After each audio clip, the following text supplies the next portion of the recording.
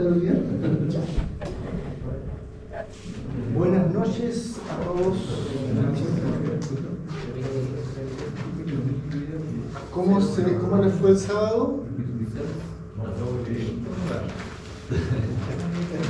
¿Todo bien? ¿Estaba fácil?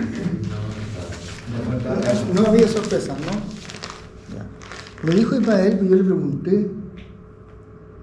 Sí, ya, le pregunté después. Si te pidieron G mayúscula, no me preocupa si se lo diste o no se lo diste, pero tenían que sabérselo. Ahí escuché de Ismael que ustedes le juraron de guata de que el profesor había dicho que eso no era obligatorio saberse de memoria, cuando yo dije en la clase anterior que las tres cantidades que hay que saberse de memoria son G mayúscula, G minúscula y el radio de la Tierra, ¿o no? Entonces, cuidado con introducir engaños y mentiras al profesor auxiliar para sacar provecho, porque yo en ese caso puede que la siguiente vez decida hay ciertas cantidades que van de memoria y punto, y no se las diga. Las tiene que saber. Eso induce a una venganza de que hay ciertas cosas que no tienen que saberse. Entonces nosotros estábamos en este ejercicio la vez pasada, estábamos repasando trigonometría, ¿verdad? Las cosas básicas de trigonometría. Hicimos unos ejercicios que eran ese de calcular, ¿no es cierto?, la anchura de un río, averiguar si un avión superaba o no superaba un cierto obstáculo. Aquí también calculamos unos ángulos y unas distancias entre la persona y el tope de la montaña. Me lo salté porque era más de lo mismo.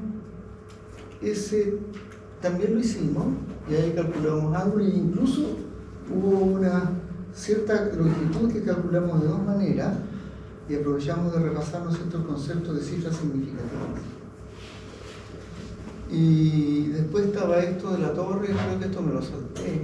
Este era más interesante, ¿no es cierto?, porque aquí había que introducir una cantidad incógnita de X y construir, ¿no es cierto?, aplicar funciones trigonométricas para los datos que no conocía. O sea, supuestamente, ¿no es cierto?, 100 más X y H le permiten a uno usar la tangente, y X y H le permiten usar la tangente nuevamente, pero el ángulo de 30 grados.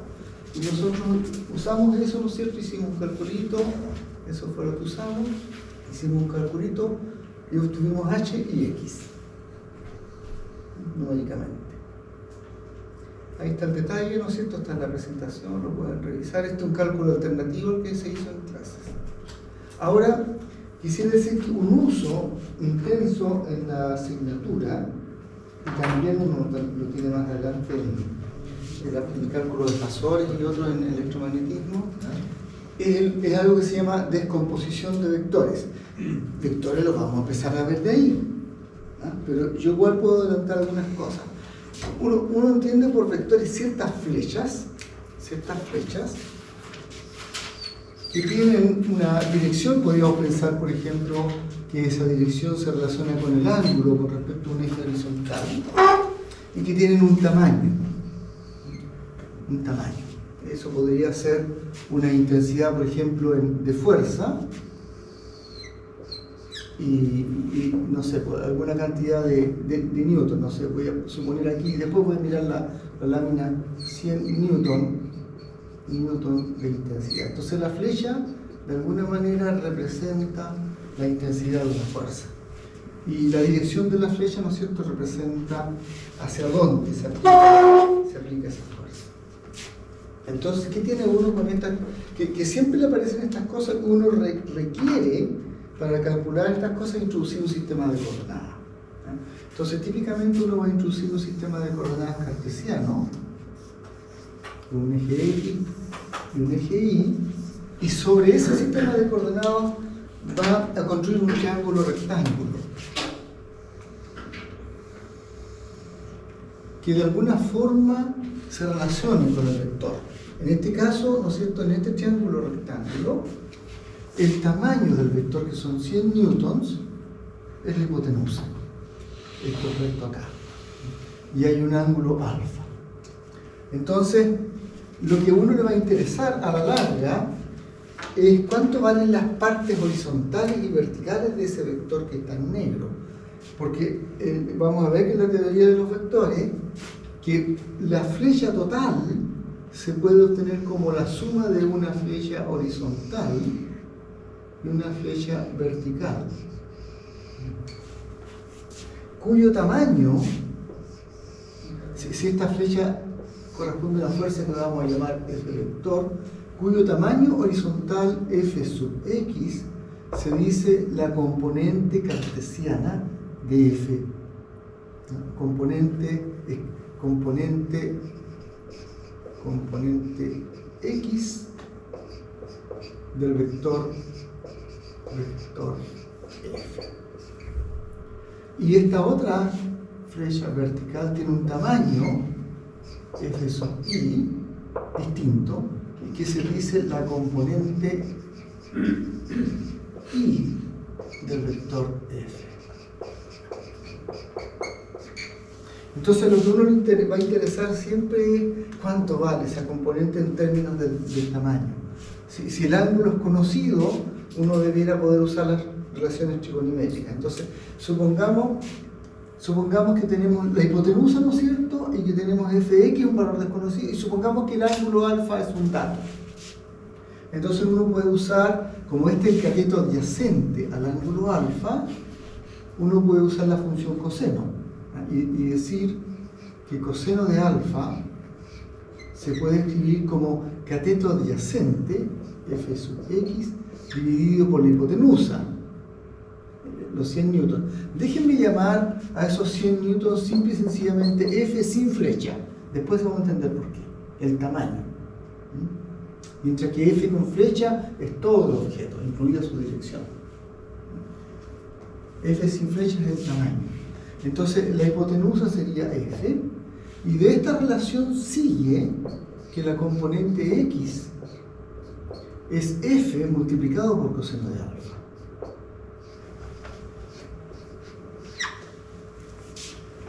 Para la otra componente, que es la que está opuesta al ángulo, entonces uno se acuerda que tiene la función seno. Sí, adelante. ¿Consultor, el tamaño viene siendo lo mismo que magnitud? Sí. Sí, tamaño, magnitud y módulo van a ser sinónimos. Entonces, la otra componente se relaciona con el seno del ángulo. Entonces uno le llama seno de alfa, y eso tiene que ser cateto opuesto dividido por la hipotenusa, que la llamamos f, y de esta relación, ¿no es cierto? Si esto que está dividiéndolo o multiplicando acá, voy a tener que f sub i es f por seno de alfa. Entonces, esta manera de obtener las componentes de un vector es estándar, se usa todo el tiempo. Y aquí está la idea, ¿no es cierto? Repasando, uno introduce un sistema de coordenadas cartesiano, se introduce un triángulo rectángulo. En ese triángulo rectángulo uno identifica, ¿no es cierto?, los vectores que constituyen, ¿no es cierto?, la parte horizontal del vector y la parte vertical, que es la suma de estos dos trozos del negro tendría que darme el neto del rojo. Y ahí a continuación, ¿no es cierto?, el tema está en calcular el valor de las componentes. Entonces, la componente y la llamé F1 y aquí la componente X la llamé F2. Son nombres. Y el tamaño del vector le llamé F. Entonces, repetimos el asunto, y si uno usa la definición del seno, ¿no es cierto?, como cateto opuesto al F1 dividido por la hipotenusa, tiene eso. Y si uno usa la definición del coseno, ¿no es cierto?, cateto adyacente dividido por la hipotenusa, tiene esta otra relación. Y de esas dos relaciones se puede despejar F1, ¿no es cierto?, a la derecha abajo, y se puede despejar F2. Entonces ahí tiene que, si usted le da un valor a F y a alfa, puede calcular cuánto vale F1. No sé si en este ejemplo hay valores numéricos. Todavía no hay ningún número, puedo poner un número, unos numeritos de ahí. Pero lo que uno aprecia, ¿no es cierto?, es que, se fijan, yo ahora me desentiendo del vector en rojo en cierto sentido y me quedo con las componentes. Entonces ese es el objetivo, que las flechas dirigidas estas uno las describa en términos de componentes horizontales, pensemos y verticales. Si F es 100 newton y supongamos que alfa son, no sé, 30 grados, entonces, ¿no es cierto?, ahí tendríamos que F1 sería 100 newton por coseno de 30 grados. Y ustedes me pueden decir cuánto da aquello, ¿no? Porque el coseno de 30 grados tiene un valor conocido. Y F2 sería los mismos 100 newton por seno de 30 grados. Y el seno de 30 grados me parece que es 0.5. ¿No? Corríjame ustedes, por favor. 100 por coseno Seno de de 30 grados. 86,66. 0.866, ¿no es cierto? ¿Y el otro?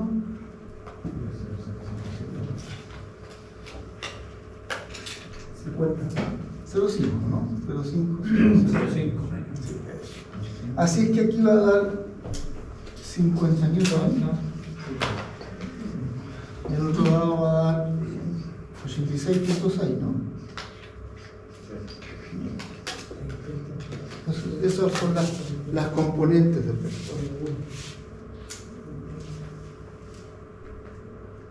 Uno puede pensar en una situación un poquito más elaborada.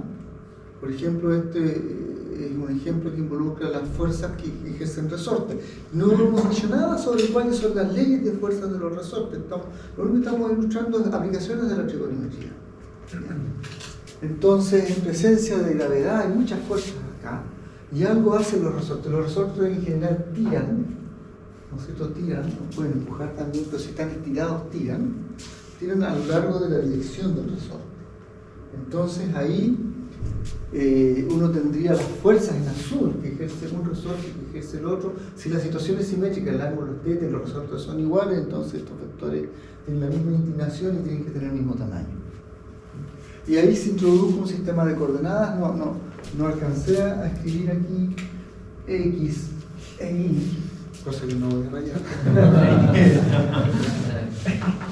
No alcancé a escribir para indicar que son las componentes cartesianas horizontales, F y verticales, pero se entiende la idea. Entonces, supongamos que θ se integra o F otra vez 100 newton, entonces uno tiene ese vector, traza un triángulo, ¿no es cierto?, que sea rectángulo, y lo que ocurre acá es que en vez de usar esta fórmula de memoria, uno para la nueva situación identifica lo que tiene, identifica. Entonces, si dibujo, ¿no es cierto?, el triangulito que está a la derecha, en que yo sé que esto es F, que son los 100 newton, y que esto es θ, que son los 30 grados, y sé que son 90, la componente X del vector, ahora, ¿no es cierto?, es el cateto opuesto al ángulo. Entonces, F sub X dividido por la hipotenusa tiene que ser el seno de los 30 grados. Y la componente Y del vector, ¿no es cierto?, Fi dividido F, eso es cateto adyacente por la hipotenusa, eso tiene que ver el coseno de 30 grados. Entonces de ahí sigue, ¿no es cierto?, que para este caso Fx es igual a F por seno de 30 grados, mientras que Fi es F por coseno de 30 grados. Se fijan que acá Fx me salió F por coseno, mientras que allá Fx me salió F por seno. Pero claro, que este es un ángulo en relación a la horizontal y el otro un ángulo en relación a la vertical. Así que en vez de usar una fórmula de memoria, aunque hay algunas cosas interesantes en saberse una fórmula de memoria, uno puede siempre mirar, ¿no es cierto?, y construir el triángulo y identificar cateto opuesto y cateto adyacente y calcularlo. El profesor auxiliar Ismael va a profundizar un poquito más esto en la sesión del viernes. Vamos a hacer un caparaje por el día viernes y sábado. Yo les voy a hacer la sesión del sábado de clases y él le va a hacer la sesión del viernes de práctica. ¿Ya? Por una ocasión vamos a hacer un intercambio. Solo por esta semana. ¿Ah? No, va a ser extraordinario porque hay un par de cosas, entonces para poder cumplir los dos con esa responsabilidad intercambiamos horarios sin perjudicar a los estudiantes. Entonces ahí tenemos esa situación y él les va a poner un énfasis, ¿no es cierto? Él les va a poner un énfasis en que cuando uno hace estas construcciones, uno pone un sistema de coordenados que tiene una orientación positiva en esta dirección, positiva en esa otra, ¿no es cierto? Y negativa si va en la dirección contraria. Y negativa si va hacia abajo. Entonces aquí cuando uno trata de construir una flecha total, como la suma de dos flechas, en realidad hay una propiedad que uno pone una flecha y a continuación pone la otra. Entonces, la que sube tiene dirección positiva. Así que aquí, en esto, está involucrado una cantidad positiva. La que va a la derecha tiene por definición una cantidad positiva también, así que eso es mayor que cero. Pero, en los resortes que están ahí, hay otro resorte que está al otro lado. ¿Ya? Y ese resorte que está al otro lado va a tener una componente vertical positiva y va a tener una componente horizontal en la dirección negativa. Entonces, esa componente fx va a ser menos algo. ¿Sí? Va a ser menos, no sé, por el tamaño de f, por el tamaño del seno. El signo menos tiene que ver con la dirección de la flecha. ¿De acuerdo? Entonces uno mira la figura y ahí va poniendo, uno mira la figura y ahí va poniendo los signos de acuerdo a la figura. Sí, por favor. ¿Por qué un valor absoluto? Para enfatizar la idea de que es todo esto de una cantidad negativa. Mira, aquí puedo enfatizar la idea de que todo esto da una cantidad positiva. Yo sé que el seno 30 grados positivo, así que no necesito decir eso. ¿Sí? ¿Te fijas? El tamaño de una cantidad positiva, la magnitud. Entonces lo estoy enfatizando. Es una forma de enfatizar. Una forma de enfatizar que tengo una cantidad menor que cero es poner un módulo así, diciendo, mire, eso es positivo, y no multiplicándolo por menos. Profesor, entonces quiere decir que de 0 a 90 grados todo positivo y de ahí todo negativo. ¿Cómo? Todo positivo, o sea, todo positivo de 0 a 90 grados, porque ahí si vemos... No.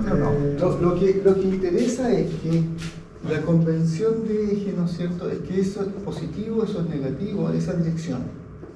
Y la otra dirección, lo que va hacia arriba es positivo y lo que va hacia abajo es negativo. ¿Ya?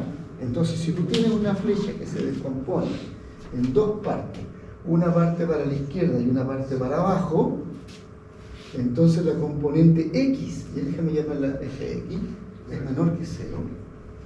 ¿Ya? Y la componente y en este caso es menor que 0 también. Pero si tienes una flecha que se descompone una parte que va hacia arriba y hacia arriba, entonces la componente y es mayor que 0 y la componente x es mayor que 0.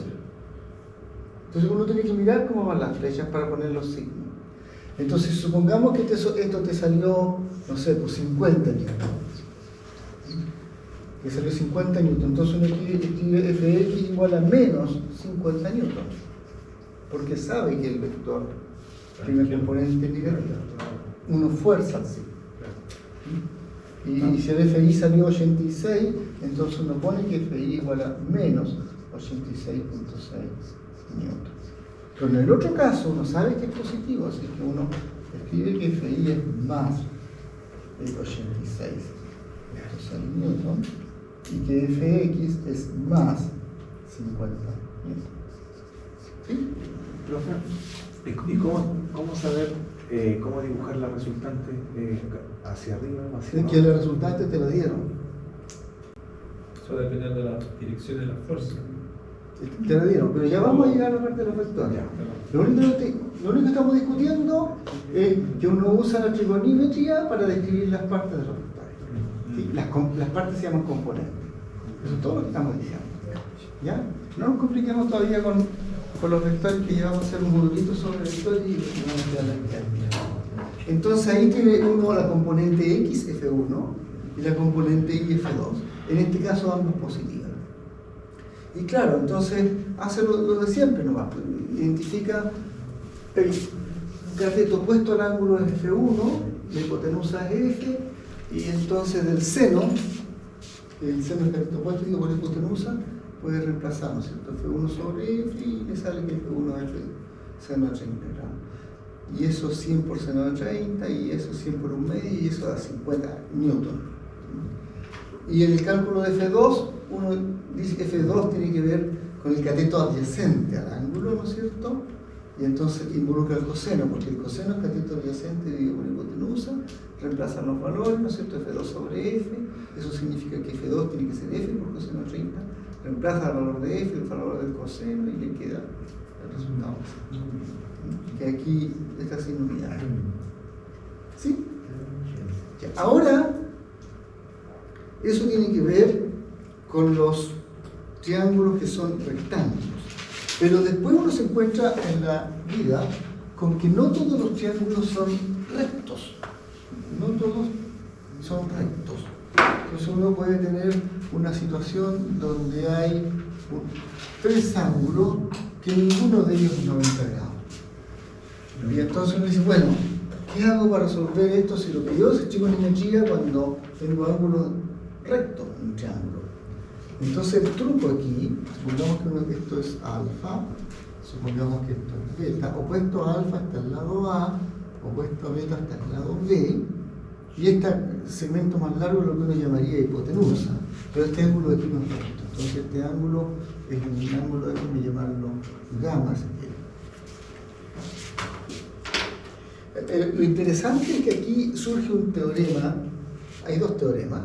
Un teorema que tiene que ver con que uno puede imaginar una altura. Entonces, si hay una altura, este ángulo es recto allí y es recto acá. Y esa altura tiene una cantidad desconocida h. Sin embargo, si uno mira el triángulo de la izquierda y relaciona h con b, ¿no es cierto? Eso tiene que ver con cateto opuesto al ángulo, alfa, dividido por hipotenusa, así que uno puede decir que seno de alfa es h dividido b. Y por otro lado, si uno mira el triángulo que está a la derecha, entonces dice opuesto a b está h también, y la hipotenusa ahora se llama a este triángulo. Entonces puedo escribir que el seno de beta es h partido por a. Y resulta que de estas dos relaciones podemos despejar h. Entonces aquí va a quedar que b por seno de alfa es lo mismo que h, y acá va a quedar que a por seno de beta es igual a h. Y como h es igual a h, en lugar de las expresiones, ¿no es cierto?, y obtiene que b por seno de alfa es igual a por seno de beta. Y ahora lo que resulta cómodo es, por ejemplo, pasar esta b que está multiplicando, dividir por b a ambos lados. Entonces me va a quedar a sobre b por seno de beta, a la izquierda me va a quedar seno de alfa solito, porque la b se cancela con t. Y a continuación, además, dividir por seno de beta a ambos lados. Entonces, si uno divide por seno de beta a ambos lados, uno obtiene que seno de alfa dividido seno de beta es proporcional al cociente de a sobre b. Entonces es un teorema muy interesante porque no involucra 90 grados, pero sí involucra dos ángulos y sus lados opuestos, ¿no es cierto? Porque opuesto a alfa está a y opuesto a beta está b. Y esencialmente lo que esta relación dice es que cuando A crece, cuando A aumenta, el seno del alfa también aumenta. O cuando B aumenta, el seno de beta también aumenta. Entonces, por supuesto, si el ángulo alfa aumenta manteniendo el gamma fijo, el A se tiene que incrementar. Si el ángulo beta crece, el B tiene que crecer. Pero crece en esta proporción. A es a B como seno de alfa es a seno de beta. Entonces esto es una regla simple, es una proporción entre los lados y los senos de los ángulos. Aquí hay una regla de 3. ¿De acuerdo? Entonces ese es el teorema del seno, repasémoslo acá. Ahí está, ¿no es cierto?, la figura sobre la que uno quiere convencerse. Puedo escribirlo así también. A es a seno de alfa como B es a seno de beta, que es lo mismo, puesto de otra forma. O A es a B como seno de alfa es a seno de beta, que me parece bastante fácil de memorizar. Entonces, claro, los lados de un triángulo cualquiera son proporcionales a los senos de los ángulos que están, los ángulos correspondientes.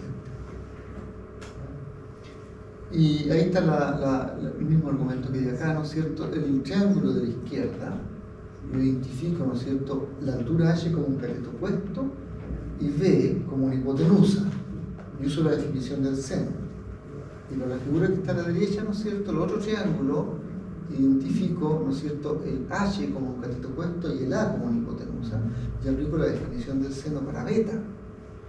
Y después, ¿no es cierto?, despejo el h en ambos lados, me doy cuenta que son iguales, me sale esa relación, y de esa relación, si la ordeno, tengo esa expresión o tengo esa otra. ¿Ok? Y entonces uno puede hacer el ejercicio, aplicarlo a un problema como este, donde ¿cómo se saca?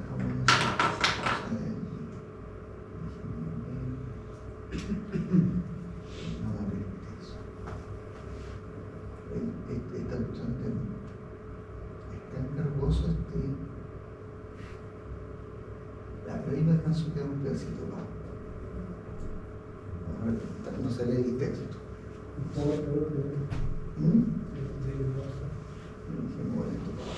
Por ahí. Entonces aquí, si un triángulo tiene un lado C, opuesto al ángulo gamma, que vale 65 metros, y tiene un lado A, opuesto al ángulo alfa, que vale 82 metros. Y por supuesto que el otro ángulo será beta. Pero nos dicen algo, nos dicen el lado A determinado el ángulo se obtuvo que su arco medía 26 puntos. ¿Cuál ángulo? ¿Cuál se determinó? El lado C mide 65 metros. Y el lado A, determinando el ángulo, ¿cuál es el ángulo del gamma? El gamma.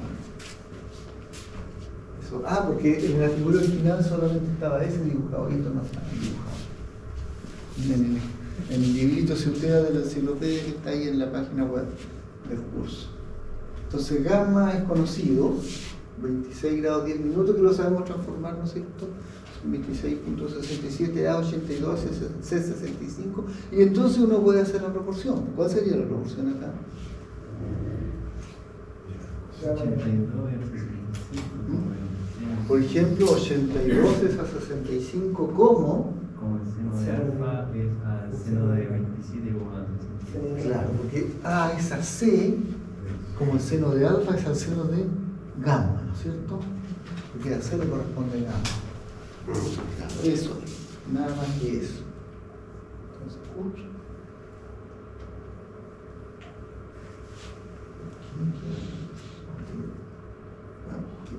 porque viene eso. El desarrollo está para la clase. Entonces, De acuerdo a esto, ¿no es cierto?, tendríamos lo que ustedes dijeron. Entonces este teorema es útil. Entonces, de acuerdo a la figura, me dijeron ustedes que A es a C como seno de alfa, es a seno de gamma. Y los datos que tenemos son A, 82 metros, C, 65 metros, seno de alfa desconocido, ¿no es cierto? Pero el seno de gamma está conocido porque el gamma es conocido, entonces de 27.67 grados. Ah, por supuesto aquí las unidades se cancelan y entonces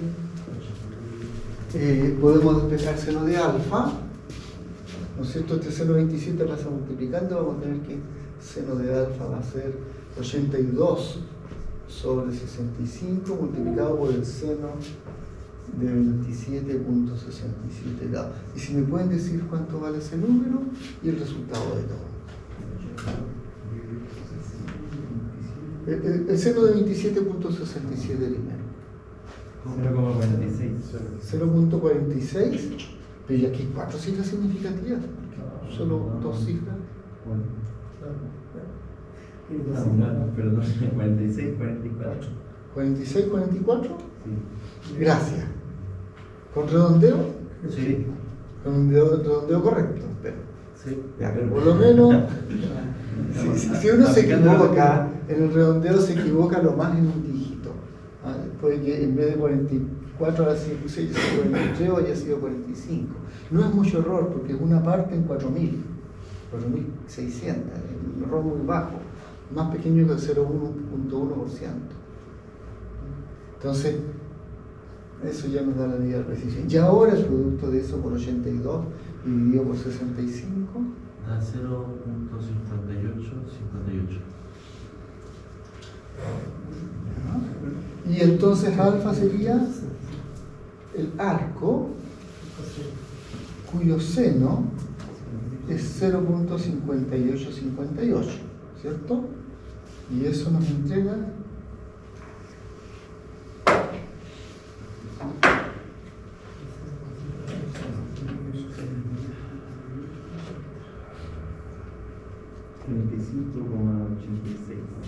¿cuánto? 35,86. 35.86 grados, perfecto, ya muchas gracias. ¿Sí? Eso. Entonces, con un ejemplo basta. En ese libro de la enciclopedia UTEA, que yo les recomiendo, que está en la página web de material complementario del módulo, que es un texto, ¿no es cierto?, de un libro de 5 capítulos escrito para niños, y cuando digo que los niños pueden aprender trigonometría a edad temprana, los digo con conocimiento de causa. ¿Ya? Octavo básico. Trigonometría. ¿Ya? Con ese libro. ¿Sí? Está escrito para niños y un niño va a entender. ¿Sí? Entonces, ¿qué es lo que tiene ese libro? Que aparte de presentar los teoremas, clasifica todos los problemas de triángulo en 5 casos. Todo problema de triángulo se puede componer. Así como se usó una altura aquí para construir triángulos rectángulos, entonces dice, todos los casos de triángulos que uno puede tener son solo 5 problemas. Combinaciones de eso, combinaciones de esos 5. Y no hay más que 5 casos. Entonces, si uno se aprende este par de teoremas, las definiciones básicas, tiene toda la trigonometría que necesita para hacer mediciones y cálculos elementales. El otro teorema interesante es el teorema del coseno. No lo voy a demostrar, porque al demostrarlo voy a gastar muchos minutos de la clase. Simple y sencillamente lo voy a plantear, ¿ya? Pero este teorema, cuando uno tiene después las propiedades de los vectores y tiene algo que se llama producto punto, sale de regalo. Cuando uno construye todas las cosas vectoriales, introduce ciertas operaciones, introduce una operación que se llama producto punto, el producto punto aplicado a una suma de vectores. Es un resultado del cálculo de los vectores. Entonces, ¿qué es lo que dice este teorema? Es una especie de generalización del teorema de Pitágoras. Porque fíjense, si ese ángulo gamma fuese 90 grados, este sería un triángulo rectángulo. Y el coseno de 90 grados es 0. Por lo tanto, ese término no está. Y dice que la hipotenusa al cuadrado es un cateto al cuadrado más el otro cateto al cuadrado. ¿Ah? Para el triángulo rectángulo. Así que el teorema de Pitágoras generalizado. Entonces lo que dice es que cuando el triángulo no es rectángulo, hay un teorema de Pitágoras, pero hay que hacerle una corrección, ¿no es cierto? Al teorema de Pitágoras hay que quitarle una parte que tiene que ver con el coseno del ángulo y un factor 2. Ese factor 2 es fácil de acordarse, hay tantos 2 aquí, es imposible no acordarse que hay un 2 allá. ¿Sí? Y la otra cosa es que, ¿qué va aquí? A, B. ¿Por qué va A por B desde el punto de vista dimensional? ¿Qué dimensiones tiene esto? Cuadrado. ¿Qué cosa? Dos veces. O sea, la hipotenusa. Sí, pero ¿qué dimensión tiene la hipotenusa? Supongamos que esto es un dibujo, una longitud en principio, ¿no es cierto? Bueno, puede que en un vector sea una fuerza, pero el principio de la figura es longitud. Longitud al cuadrado es suma de longitud al cuadrado más longitud al cuadrado más el producto de las longitudes, que es longitud al cuadrado también. ¿Sí? Entonces tiene que ser. Así que eso es, y la demostración es un poquito, no toma tanto tiempo, pero yo no quiero gastar esos minutos. ¿Ya? La demostración la pueden ver en el texto. Lo importante aquí es que uno lo puede aplicar. Entonces aquí tenemos una figura donde supuestamente hay un cerro, hay una especie de plano, y alguien puede trazar, ¿no es cierto?, con un instrumento, una dirección a un punto de referencia y medir la distancia. Lo que no puede hacer es cruzar el cerro, no sé, lobos, algo, muchos árboles, hay cosas que molestan. ¿No es cierto? Y mide esta otra distancia, otra referencia, y mide el ángulo que hay de la visual a cada una de las referencias. Entonces ese ángulo gamma es conocido, aquí 89.10 grados. Entonces podemos anotar acá que para esa figura es casi recto. Es casi recto. Entonces tenemos ahí un ángulo de gamma igual 89 grados 10 minutos. Y tiene, ¿no es cierto?, dos lados. Este vértice C, por lo tanto el lado opuesto se llama C, y tiene un lado a la derecha que lo llamaron A, ¿no es cierto?, que vale 73 metros, y tiene otro lado, el lado B, que vale 68 metros. Entonces C está de regalo. Ese es todo el cuento.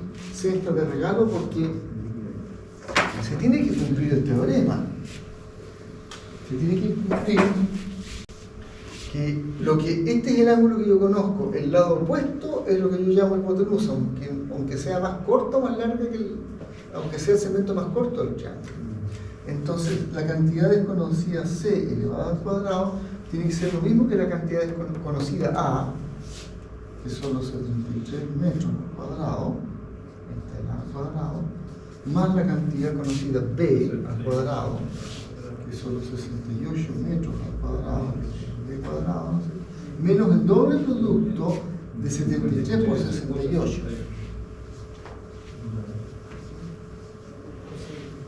Que ahí está el A por B. Por el coseno del ángulo 89 grados 10 minutos, ¿no es cierto? Y gamma, que son 89 grados más 10 minutos. ¿Qué es lo que era un minuto? ¿Era un 60avo de grados, ¿no? Ese era el minuto. Entonces ahí tenemos 89 y 10 dividido por 60 es un sexto. ¿Cuánto es un sexto?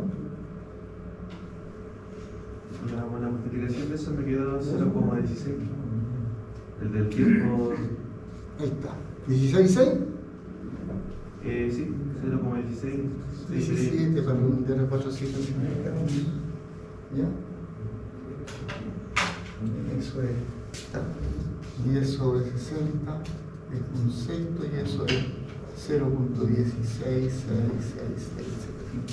Entonces, así que aquí tenemos coseno de 89.17 grados. Y si por favor me dicen cuánto vale el coseno de 89.17.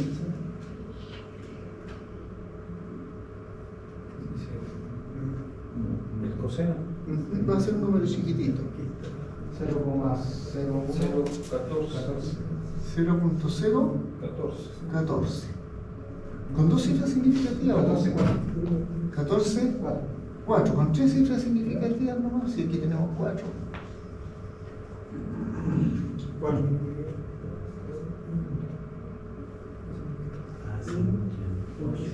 Si aquí hay 4, ¿por qué no dar 4? 8. Gracias. Aquí vamos a perder precisión en los cálculos intermedios. ¿Cierto? Si tenemos un ángulo con 4 cifras significativas, entreguemos el coseno con 4 cifras significativas. Y ahora sí, el resultado de toda la operación y cuánto da.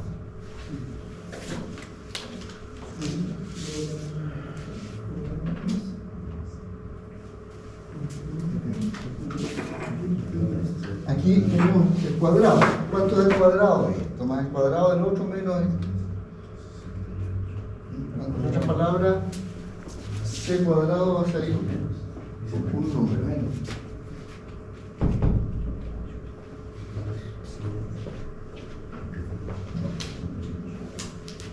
¿Qué número nos da? Y después sacamos c extrayendo raíz del numerito y tenemos la respuesta.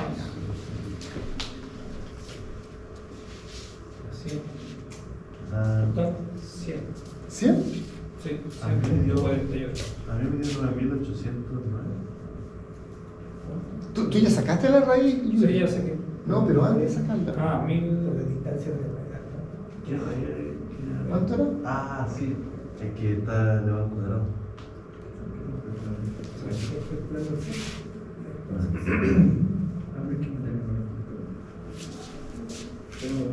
Le puse raíz ahora y me dio 99, 0.04.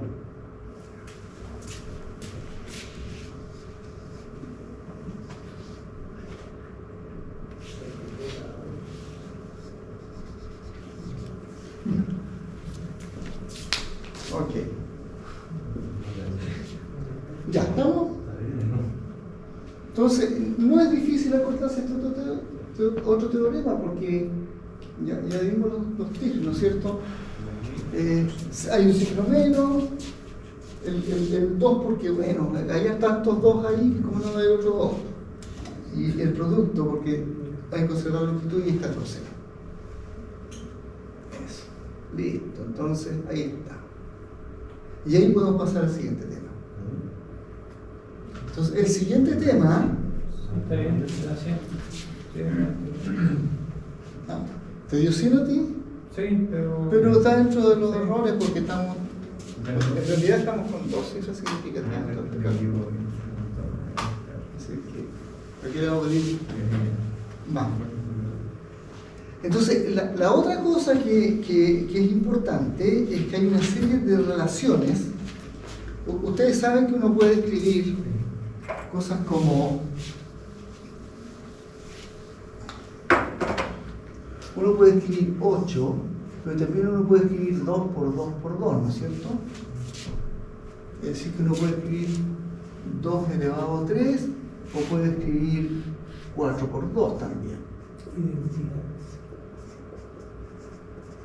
Todas esas son el mismo número, escrito de distintas maneras. ¿Están de acuerdo? Estos son identidades. 8 es lo mismo que 2 por 2 por 2. Y eso es lo mismo que 2 elevado a 3. Y 4 por 2 es lo mismo que 8 también. Y 4 por 2 es lo mismo que 2 elevado a 3. Es el mismo número escrito de formas distintas. ¿cierto? Entonces son identidades. Lo que está a la izquierda es lo mismo que lo que está a la derecha. En trigonometría existen varias identidades, es decir, la misma cantidad se puede escribir de formas distintas. Por ejemplo, una identidad importante es esta. Si uno se va al círculo trigonométrico, uno sabe que este cateto A corresponde a la medida del coseno. Uno sabe que este otro cateto B corresponde a la medida del seno. Y uno sabe que esa hipotenusa es el radio unitario del círculo unitario. El círculo trigonométrico es un círculo de radio 1 por definición. Entonces, si uno aplica el teorema de Pitágoras, dice A al cuadrado más B al cuadrado igual a C al cuadrado. Es decir, A al cuadrado más B al cuadrado es 1, que es lo que está aquí. Pero A es el coseno de alfa. Y B es el seno de alfa. Así es que tengo el seno de alfa al cuadrado y el coseno de alfa al cuadrado. ¿Y qué es lo que ocurre? Que me da 1. Y me da 1, seno al cuadrado de alfa más coseno al cuadrado de alfa. Me da 1 para cualquier ángulo. Porque aquí yo no dije si el ángulo era chico, 10 grados, 5 grados, 45, 90. No dije. Esto es un resultado general. Entonces, eso dice que el 1 yo lo puedo escribir de esa forma. Lo puedo escribir como la combinación de coseno cuadrado de un ángulo más el seno cuadrado del otro ángulo. Eso es una primera identidad. ¿Y eso lo puede hacer variar? ¿Puede decir que seno menos 1 es igual a menos coseno? También, viene en la página siguiente. Entonces, si eso es cierto, tal como dijiste tú, si eso es cierto, entonces, ¿no es cierto? Si el seno... a propósito, en el estricto rigor uno debería escribir seno de alfa al cuadrado más coseno de alfa al cuadrado igual a 1. Pero se acostumbra a evitar tantos paréntesis y se entiende que es todo el seno elevado al cuadrado y que es todo el coseno elevado al cuadrado. Cuando uno nota de esta manera, es para ahorrarse paréntesis nada más. Pero esta es la notación estricta. Y por supuesto, ¿no es cierto? Puedo restar coseno cuadrado a ambos lados. Entonces tengo seno cuadrado de alfa. Como el resto del coseno cuadrado me queda 1 menos coseno cuadrado de alfa. Y puedo sacar raíz. Claro que cuando saco raíz tengo un tema con los signos, ¿ya? Pero pensemos solamente en el valor positivo de la raíz. Entonces le queda raíz de 1 menos coseno cuadrado de alfa. Y esa es una identidad trigonométrica tan válida como esta otra.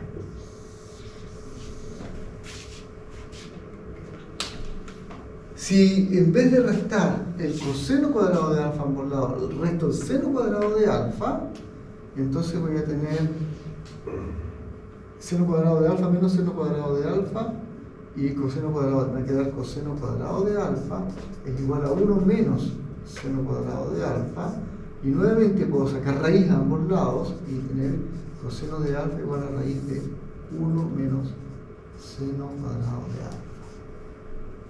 Ahora, estas dos relaciones que tienen la raíz son ciertas para ángulos que están entre 0 y hasta 90 grados, porque hay un tema con los signos. Cuando uno se pasa del primer cuadrante al segundo cuadrante hay que mirar qué signos tienen, el seno y el coseno.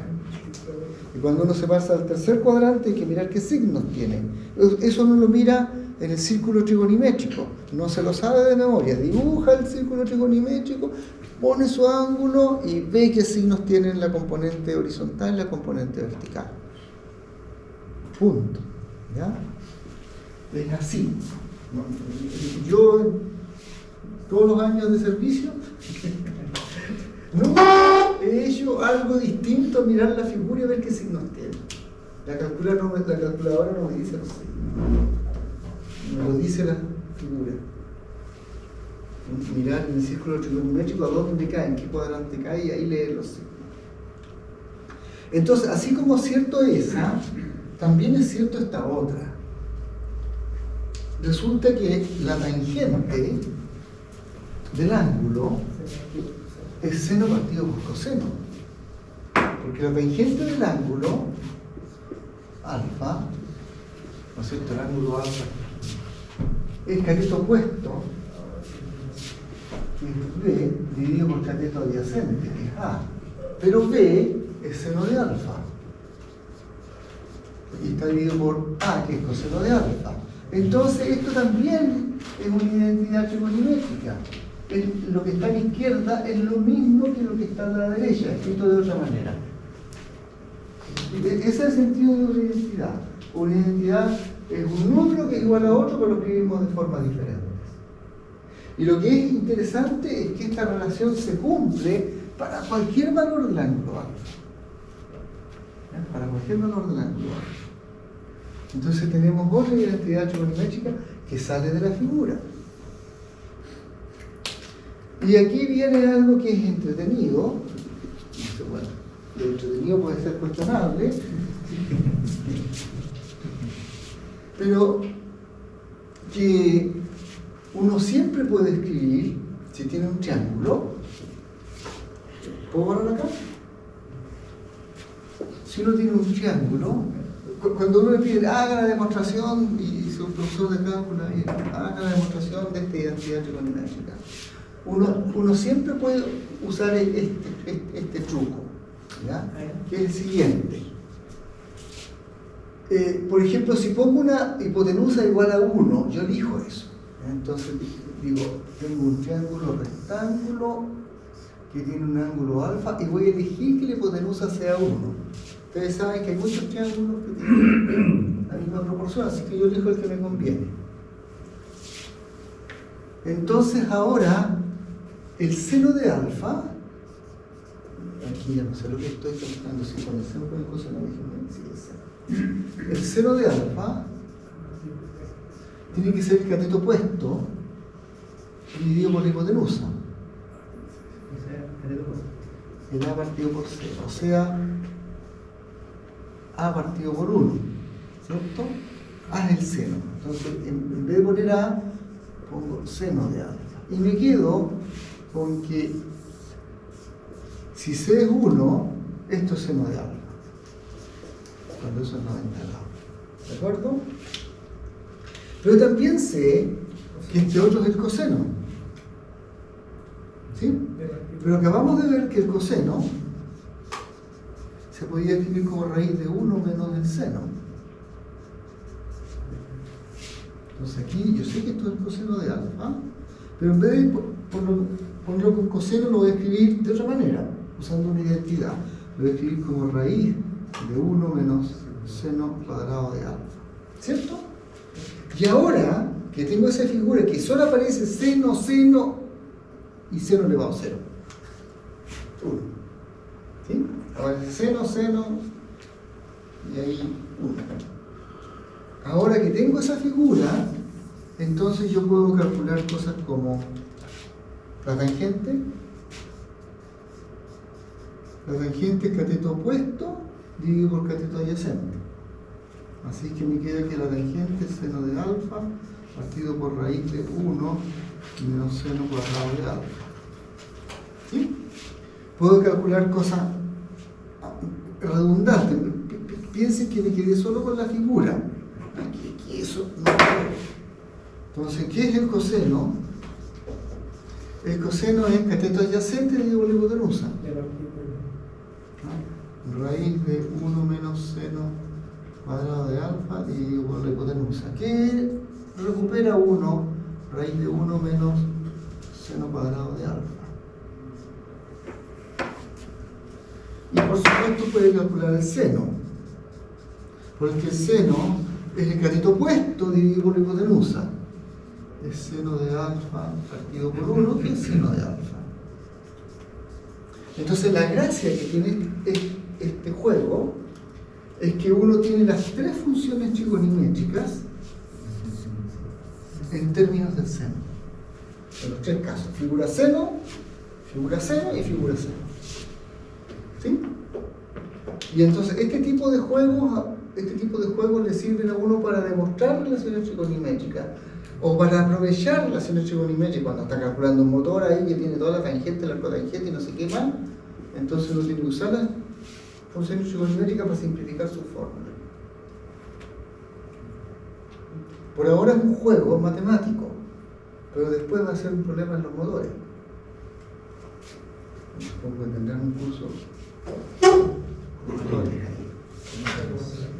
Lo mismo podemos hacer, repasemos, ¿no es cierto? Entonces el juego es elegir, por ejemplo, que la hipotenusa sea 1 e identificar que es el seno de alfa y entonces puedo reemplazar A por seno de alfa.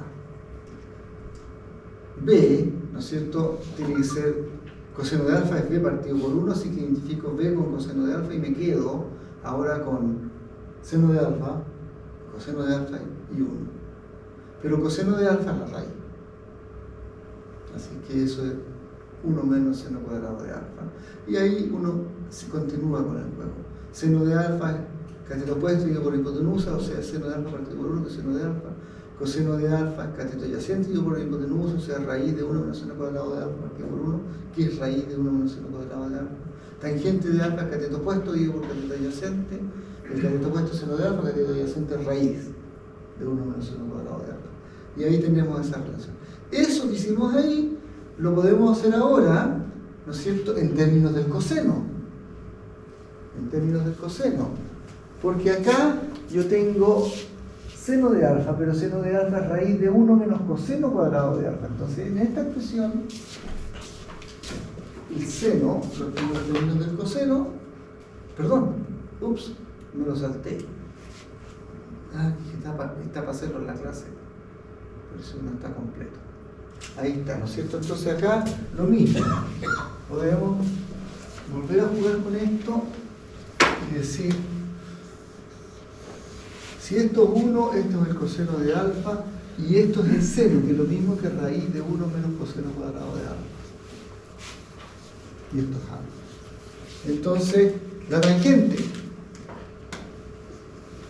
de alfa, ¿qué sería? Raíz de 1 menos coseno Partido por coseno. El seno, ¿qué sería? Raíz de 1 menos coseno cuadrado de alfa. Partido por 1, ¿cierto? Que es raíz de... Sí, es súper elemental, pero aunque es súper elemental, esto que estamos haciendo es sumamente poderoso porque es la manera práctica en que uno se acuerda de esas cosas. Les aseguro que si uno sabe estas pocas cosas que uno está mostrando aquí, tienen todo lo que necesitan, absolutamente. Salvo que tienen que ver después el seno y el coseno del ángulo doble, que es otra propiedad. Pero eso la podemos ver con productos juntos. El coseno, ¿no es cierto? El cateto adyacente y por hipotenusa. Eso es coseno de alfa. Entonces, a la derecha uno tiene puras fórmulas con coseno y a la izquierda tiene las 3 funciones trigonométricas básicas. ¿Sí? Si uno quiere construir la tangente, lo que elige es que el denominador, ¿no es cierto? Porque la tangente del cateto opuesto dividido por el cateto adyacente, uno elige que el cateto adyacente sea 1. Entonces, si uno quiere construir las propiedades para la tangente, las identidades básicas para la tangente, uno dice, si tengo un ángulo alfa y tengo un ángulo recto, quiere decir que esto es cateto opuesto dividido por hipotenusa, pero el cateto opuesto dividido por el cateto adyacente. El cateto adyacente, el que está dividiendo, lo igual a 1, y entonces esto tiene que ser la tangente. Porque el cateto opuesto dividido por hipotenusa, perdón, cateto opuesto dividido por el cateto adyacente es la dimensión de la tangente, así que se cumple.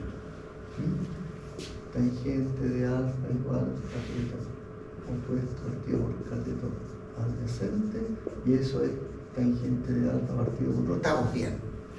Y por lo tanto ahora, si uso el teorema de Pitágoras, el cuadrado de la hipotenusa tiene que ser el cuadrado de 1 más el cuadrado de la tangente. Así que 1 al cuadrado más tangente cuadrado de alfa, si le saco raíz, ¿no es cierto? Porque el cuadrado de esto es el área, pero si le saco raíz, y el 1 cuadrado ni siquiera tengo que anotarlo. Entonces ahí tengo la hipotenusa en términos de la tangente.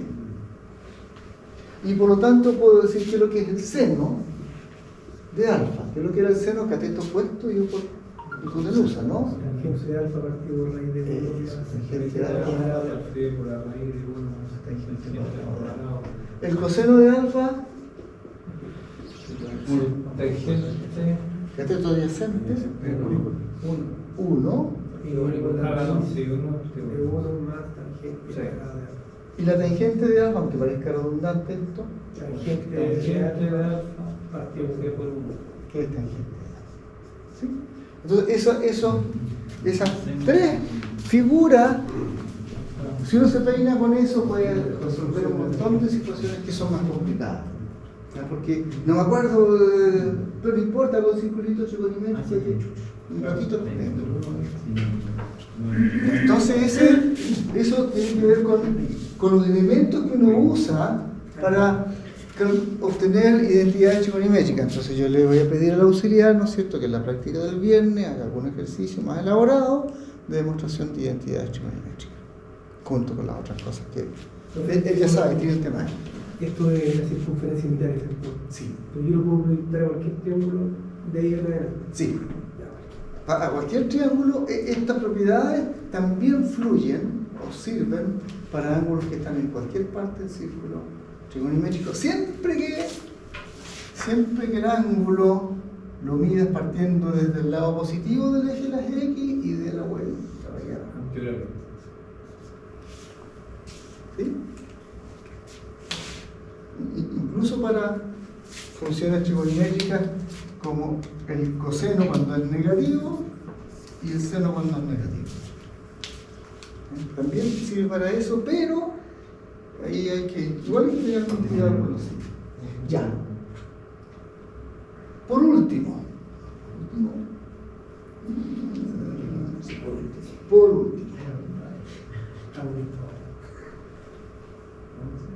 ¿qué hora es?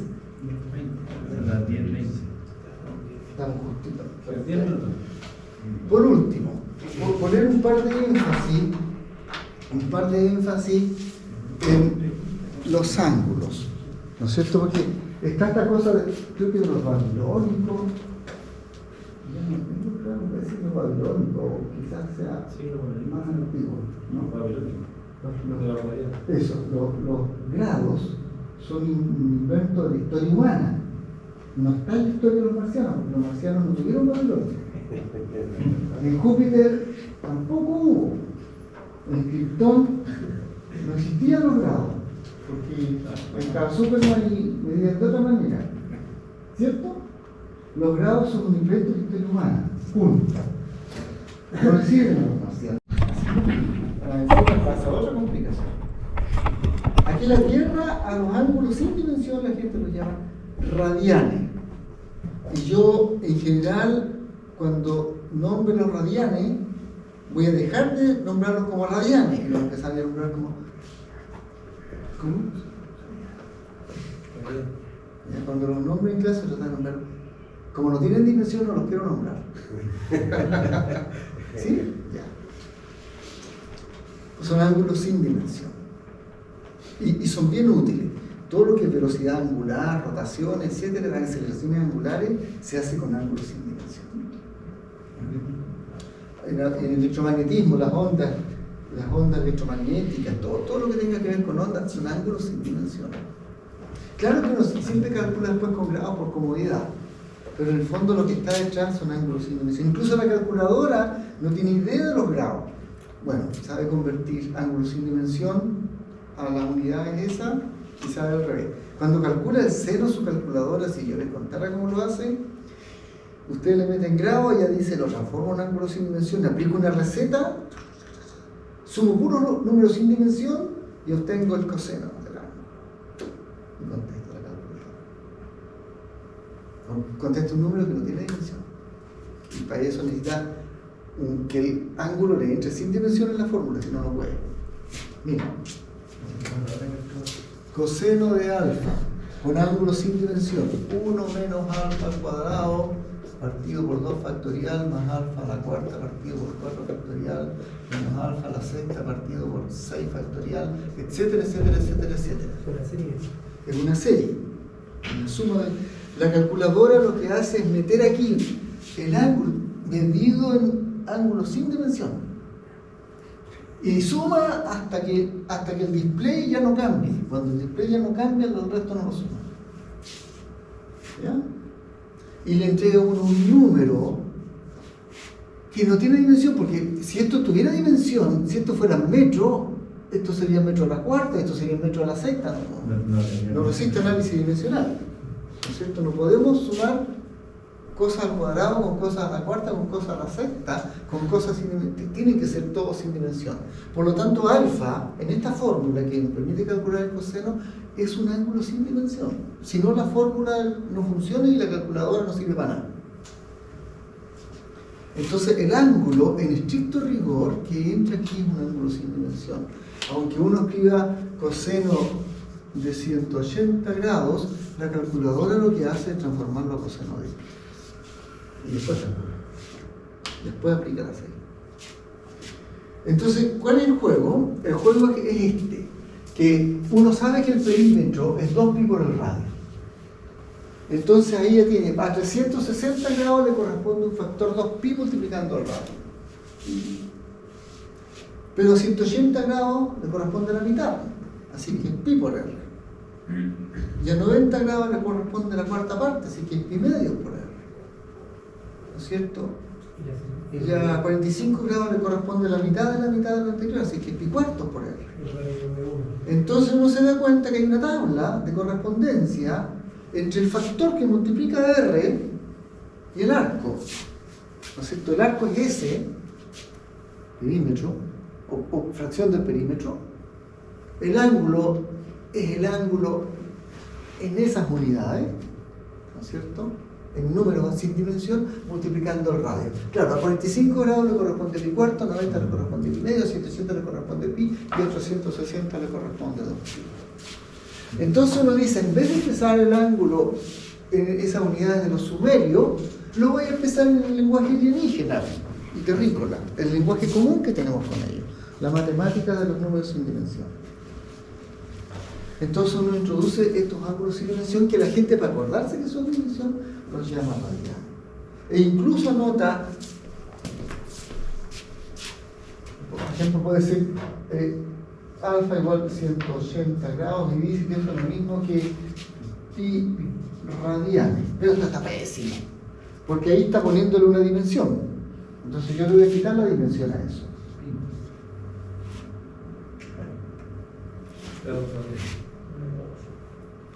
Cualquier cosa le va a 0,1, ¿no? Le quité la dimensión. Ahí sí nos acordamos, así nos acordamos que estamos usando ángulos sin dimensión, pero, ¿no es cierto? Pero al menos cometemos el error de asignar una dimensión a la unidad, porque esa unidad no existe. Los radianes es un nombre para acordarse, pero no es una unidad. Solamente entonces para... Así que fantástico así. Así que uno tiene esta relación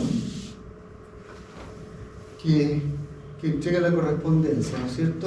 Y aquí se ve mejor todavía, porque como el arco es proporcional a R con un factor sin dimensión, también uno lee que el arco dividido por el radio, dividido por R de ambos lados, es alfa, ¿no es cierto? Y si esto es longitud, que es perímetro, y esto es radio, que también es longitud, entonces claramente eso es sin dimensión.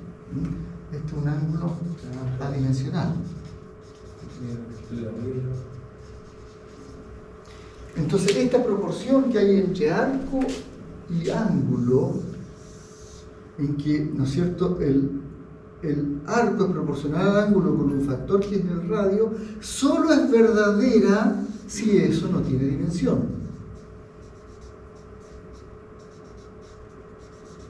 Sería un disparate decir que el arco es 180 grados por 30 metros. Porque no se cumple. Es un ángulo sin dimensión. O sea, lo que vale es decir que el arco vale pi por 30 metros. Y pi es un número sin dimensión. ¿Me siguen? Entonces yo sé que son detalles y son de repente bien tontos, ustedes ya han trabajado a lo mejor con estas cosas antes, pero igual hay que ponerle énfasis a esas cosas. Entonces lo que tenemos es que estos ángulos ¿ya? Son universales. El cociente, ¿no es cierto?, entre dos longitudes, el perímetro y el radio y el arco asociado, ¿no es cierto? Por eso la función arcoseno se llama arc. Porque cuando uno mira la función seno,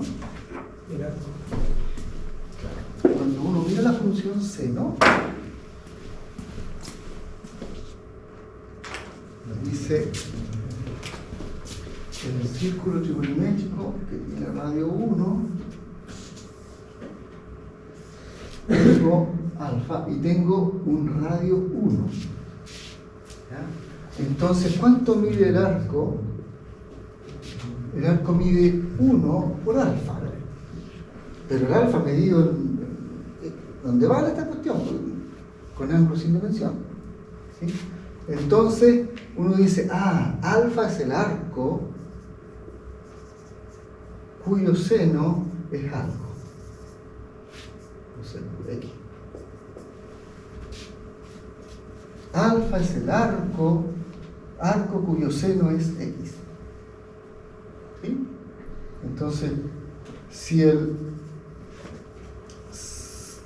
seno es 0.5, el arco seno de 0.5 es el ángulo. ¿Cuánto es eso? Por favor. El arco seno de 0.5.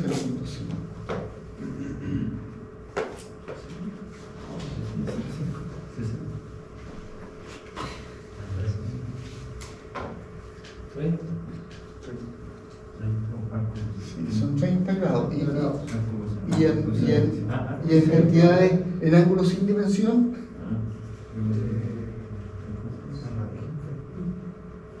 el ángulo sin dimensión, si el arco es pi, 0.52, 3.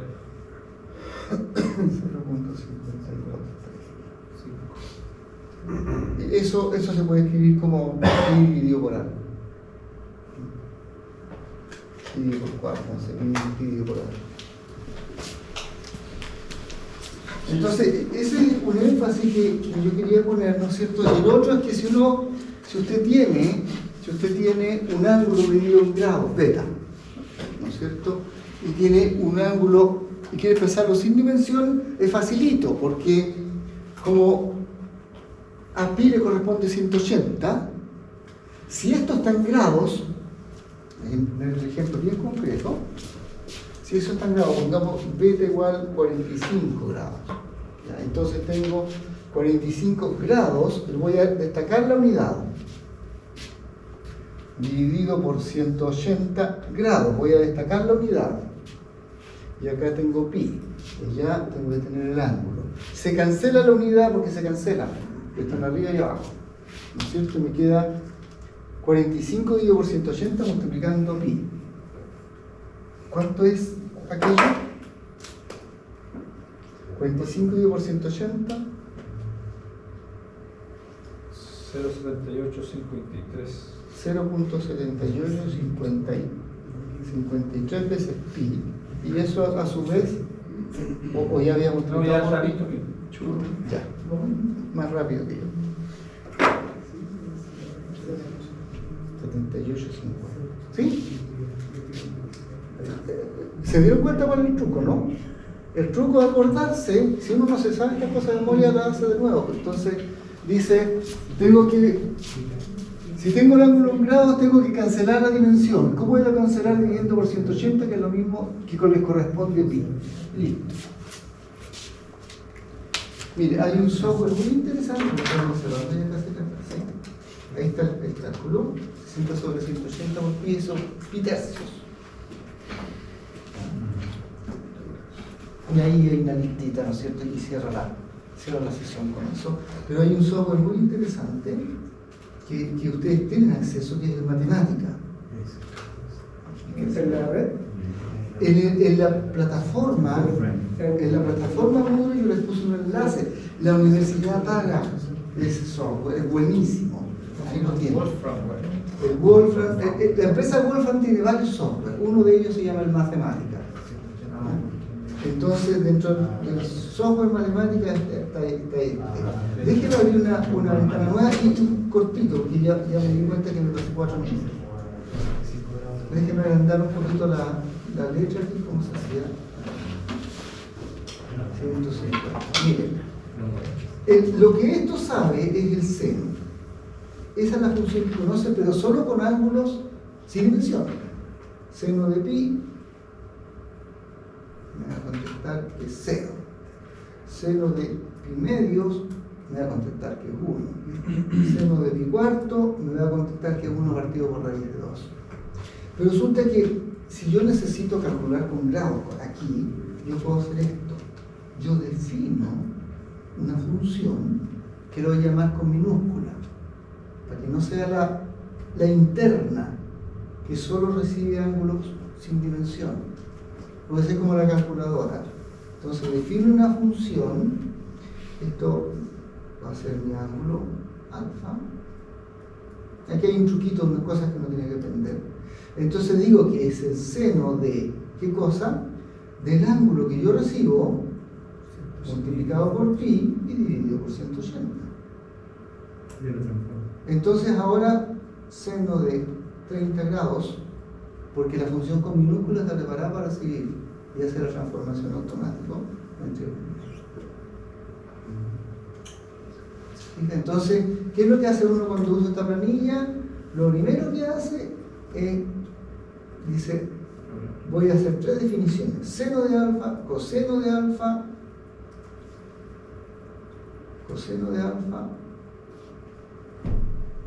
cos. Las internas de este son completas con mayúsculas, alfa por pi dividido por 180. Ahí estamos usando la relación que mostramos delante, y la tangente de alfa. Y hay que ponerle un guión bajo porque eso tiene que ver con el lenguaje del software, pero eso se puede aprender. En la página web, donde se les sugiere que vayan y lo instalen, yo les recomiendo que lo instalen, realmente. Hay unos enlaces a unos tutoriales para aprender a usar el matemática. Están súper buenos. Están súper buenos. Entonces, lo primero que hace uno es eso. ¿Ya? Y después ya calcula seno por coseno de 30. Y ahí estoy calculando el grado. Y quiero verificar, por ejemplo, seno de 30 al cuadrado más coseno de 30 al cuadrado 1. Identidad trigonométrica. ¿Sí? Ya. ¿Dejamos la clase? Ya. Y entonces el viernes van a trabajar con el